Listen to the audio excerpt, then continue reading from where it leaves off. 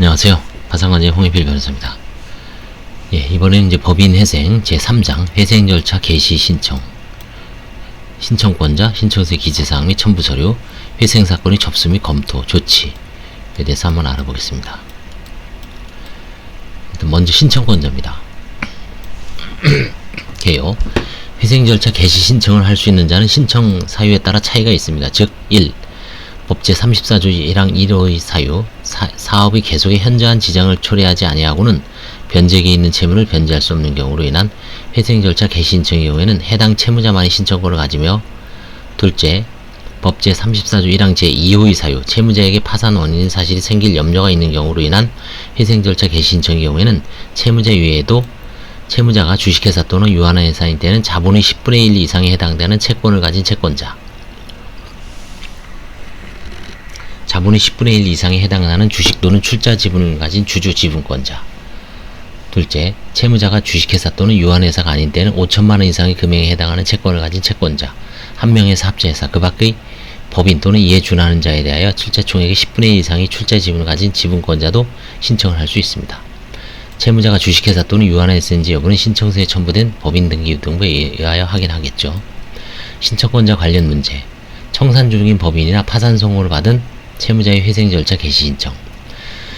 채무자가 청산 중인 경우 청산인은 다른 법률에 의하여 채무자에 대한 파산 신청을 해야 하는 때에도 회생 절차 개시 신청을 할 수 있습니다.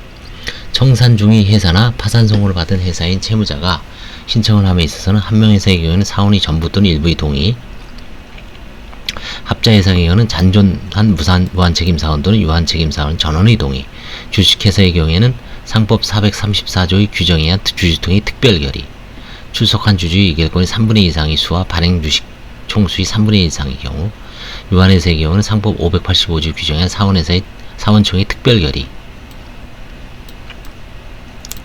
있어야 합니다. 파산 선고를 받아 파산관전이 선임되어 있는 경우에도 위 요건을 갖춘 채무자의 대표자가 회생 절차 개시 신청을 하여야 할 것입니다. 회생 절차 개시 신청, 개시 결정이 있으면 진행 중인 파산 절차는 중지되고요. 항상 회생 우선주의라 그랬죠. 회생 절차 개시 결정 전이라도 법원이 필요하다고 인정한 때는 채무자에 대한 파산 절차의 중지 명령을 할 수 있습니다. 그러나 파산 선고를 받은 채무자가 회생 절차 개시 신청을 한 경우에는 회생 절차의 개시 신청이 성실하지 않는 경우 또는 회생 절차에 의함이 채무자의 채권자의 일반 이익에 적합하지 아니한 경우에 해당할 여지가 많을 것이므로 파산 절차의 중지 명령 발령 및 개시 요건 심리에 신중을 기해야 합니다.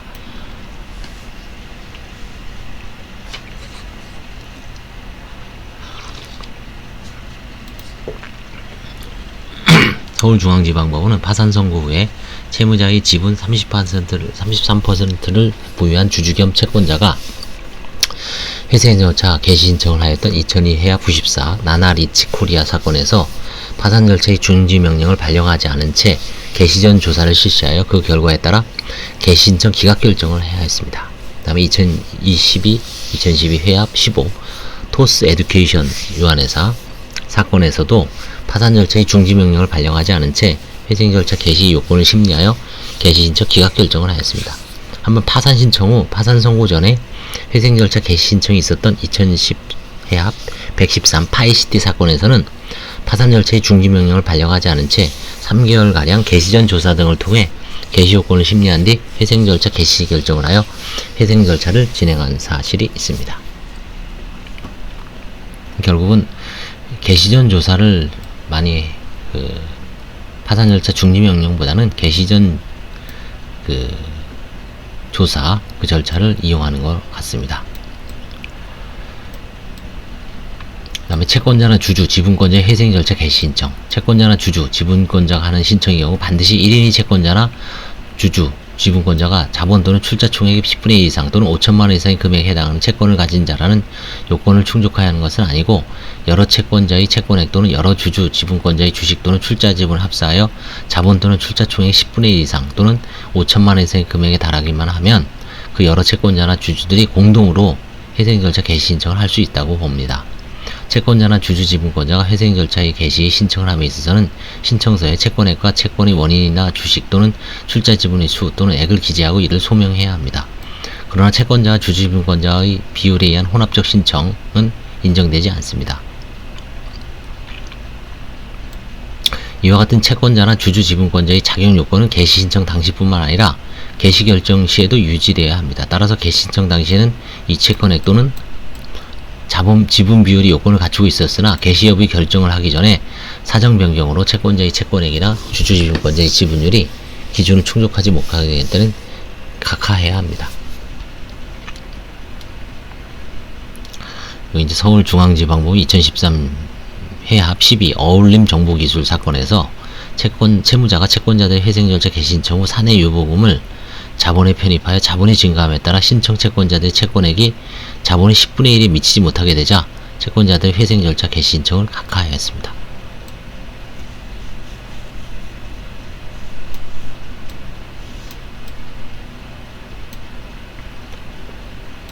한편 회생절차 개시신청권자의 채권자에게는 특별한 제한이 없으므로 회생채권자, 회생담보권자뿐만 아니라 공익채권자 등 모든 채권자가 포함되는 것으로 봄이 타당합니다.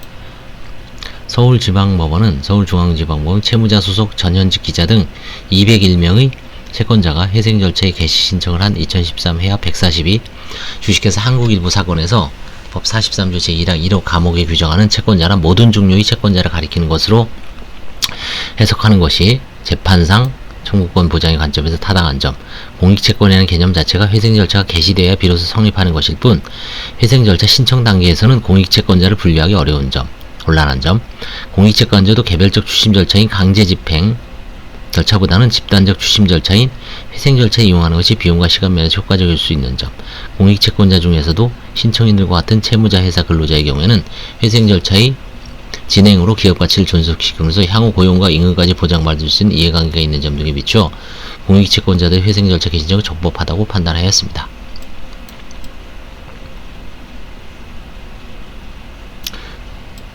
자, 그 다음에 이제 회사가 아닌 법인 또는 기타 단체의 회생절차 개시신청은 어떻을까요?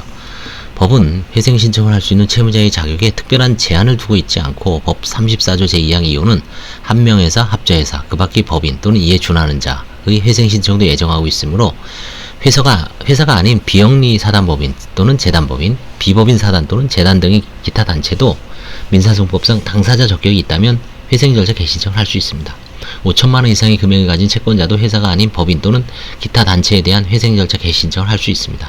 최근에는 주식회사, 유한회사 등의 회사가 아닌 법인이나 기타 단체가 회생신청을 하는 경우는 늘고 있는데 주로 이제 의료법인, 사회복지법인, 종교재단 등의 재단법인, 영농조합법인, 영어조합법인, 재건축조합과 그 비영리법인, 교회, 사찰 등의 비법인 사단, 재단 등이 그 예입니다.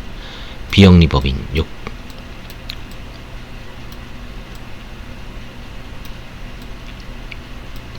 의료법인은 의료법에 의하여 의료법인은 의료법에 의하여 영농조합법인과 영어조합법인은 농업 경영체 육성 및 지원에 관한 법률이에요.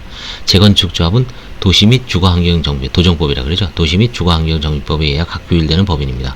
한편 비영리법인의 경우 공익법인법이 적용을 받는 공익법인인지 단순한 민법상의 비영리법인인지는 사안에 따라 다를 것입니다. 모든 단체가 다 해당된다. 비영리법인이나 비법인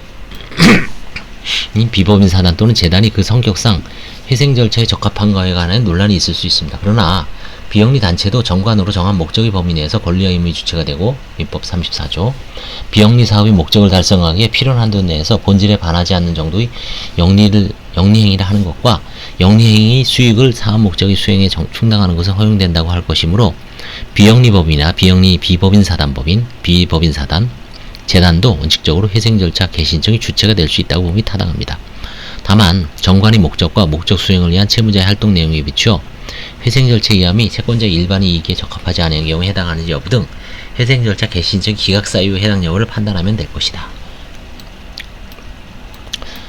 예를 들어서 서울중앙지방법원은 2012 해합 178호 전국교수공지회 사건에서 전국교수공지회는 비영리인 비법인 사단으로서 정관이 정한 목적의 범위 내에서 권리 능력을 가지는데 정관이 정한 목적 사업인 공제사업이 유법한 유사수신행위에 해당하고 목적 사업이 유법하여 계속할 수 없는 것인 이상 부수적인 수익사업인 부동산 임대사업도 정관이 목적 범위를 벗어나는 활동으로 독자적으로 계속할 수 없다고 보아 전국교수공제의 채권자들이 신청한 회생절차 신청을 기각한 바 있습니다. 한편 교회나 종교단체, 종교재단의 경우 주수입원이 신도들의 헌금이어서 영업수익으로 계속기업 가치라는 회생 절차의 목적법에 적합한 것에 논의도 있으나 회생 절차를 통해 달성하고자 하는 목적이 채무자의 경제적 혜성이라는 관점에서 보면 회생 절차를 진행하는 것이 채권자 일반 이익에 반하다고만 볼 수는 없을 것이다 라고 했어. 서울중앙지법원은 재단법인 기독교 대한 하나님의 성회 2012 회합 259, 대한예수교 장로회 초양교회 2011 회합 54, 대한예수교 장로회 충성교회 2013 회합 144 등 종교재단과 교회에 대해 회생 절차 개시 신청을 한 바 있습니다. 기독교 대한 하나님의 성회, 이거 많이 들어봤는데 어디죠 이게? 하여튼 교회도 많이 하고 있다고 합니다. 다만 집합건물이 관리단 등과 같이 법률상 당연히 존재하는 단체이거나 종중과 같이 자연 발생적인 종족 집단으로서 해산, 청산 등으로 소멸될 수 없어 파산 능력이 부정되는 경우에도 회생 절차의 신청인 적격이 있는지에 대해서는 의견이 나뉘고 있다고 합니다. 각주 구해보시면 서울중앙지방법 2013 해합 265 하이 헤리엇 관리단 사건에서 집합건물의 소유 및 관리에 관한 법률에 근거한 집합건물 관리단의 회생 능력이 문제되었는데, 집합건물 관리단은 그 어떠한 조직 행위가 없더라도 구분소유자 전원을 구성을 하여 구분소유 건물 및 대지와 부대시설의 관리에 관한 사업의 시행을 목적으로 하는 구분소유자 단체로서 당연히 성립되는 것이므로 파산 능력이 없고, 이에 따라 회생 능력도 부정해야 한다는 견해도 있었으나 법이 채무자의 자격에 대해 특별히 제한을 두고 있지 않고 민사소송법상 소송 능력이 있다면 회생 절차의 채무자가 될 수 있다고 보아야 하는 점, 관리단의 채무 규정을 통한 회생의 필요성이 인정되고 청산가치 산정은 관념적인 것이므로 반드시 파산 능력을 전제로 하는 것인 아닌 점 등을 근거로 하여 집합건물 관리단이 채무자에 대해 회생 절차 개시 결정을 하였습니다. 특히 통치단체의 성격까지 겸하고 있는 지방자치단체의 경우에는 법에 특별한 규정이 없는 상태에서 회생 절차의 신청인 적격을 인정할 수 있는지가 논란이 되고 있습니다. 각주 10. 미국 연방파산법은 9장에서 지방자치단체의 회생 절차에 대한 별도의 규정을 두어 수정헌법 10조에 따라 요구된 통치권을 침해하지 않도록 파산법원의 권한과 채권자의 권리 행사를 적절히 제한하고 있습니다. 이러한 명문 규정이 없는 우리나라 현행법에서는 다음과 같은 견해가 대립되고 있습니다. 지방자치단체의 회생 능력을 부정하는 견해는 회생 절차는 파산 절차의 특별 규정이므로 파산 능력이 없으면 회생 능력도 부정해야 하는 점, 청산형 파산이 허용되지 않으면 청산가치를 산정할 수 없으므로 청산가치 보장이란 회생계획의 인가 요건을 충족할 수 없는 점, 회생계획 인가 후 회생절차 폐지의 결정이 확정되면 법원이 직권으로 파산 선고를 해야 하는데 파산 능력이 없다면 파산 선고를 하지 못하게 되어 회생계획 이행을 담보할 수 없는 점 등을 논거로 들고 있습니다. 박용석, 지방자치단체 지불유예, 모라토리엄 선언과 도산절차 연구. 지방자치단체의 회생 능력을 인정하는 견해는 우리나라 법이 미국 연방파산법 9장과 같은 지방자치단체의 재건 절차에 대한 명시적인 규정을 두고 있지는 않지만, 기업의 재건 절차나 지방자치단체의 재건 절차가 본질에 있어 크게 다른 점이 없고, 법도 회생 절차 개시 신청을 할 수 있는 채무자의 자격에 관하여 아무런 제한을 두고 있지 않은 점, 재정이익에 처한 지방단체의 효율적인 재건을 위해 채무 조정을 위한 재무구조 개선 절차가 필요한 점, 관리인 선임 문제 등 법을 제한적으로 해석 적용하면 회생 절차를 통한 통치 기능의 저해 문제는 최소화될 수 있다는 점 등을 근거로 들고 있습니다. 다만 지방자치단체 회생 절차는 이를 입법화하는 것이 가장 바람직하다고 주장합니다. 양민호 판사죠. 지방자치단체와 회생 절차 법경제학 연구 제19 10권 2013년 6월. 그래서 이렇게 견해가 박용석 변호사는 부정설, 양민호 판사님은 긍정설을 취하고 있습니다.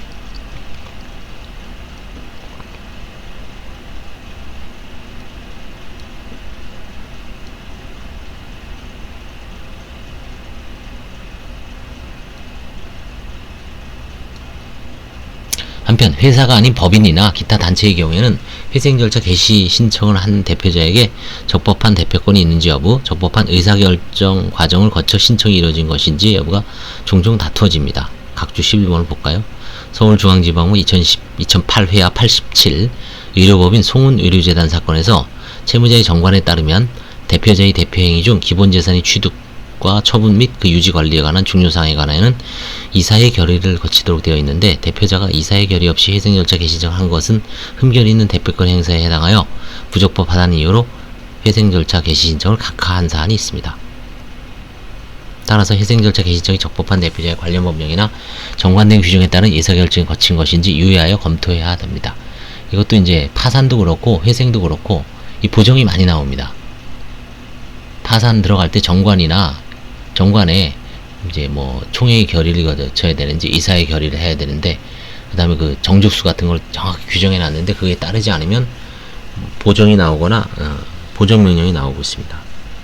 중요시 해야 됩니다. 그래서 이번 시간에는 법인 회생의 신청권자에 대해서 알아봤습니다. 다음 시간에는 이제 신청서의 기재사항 및 첨부 서류에 대해서 살펴보겠습니다. 감사합니다.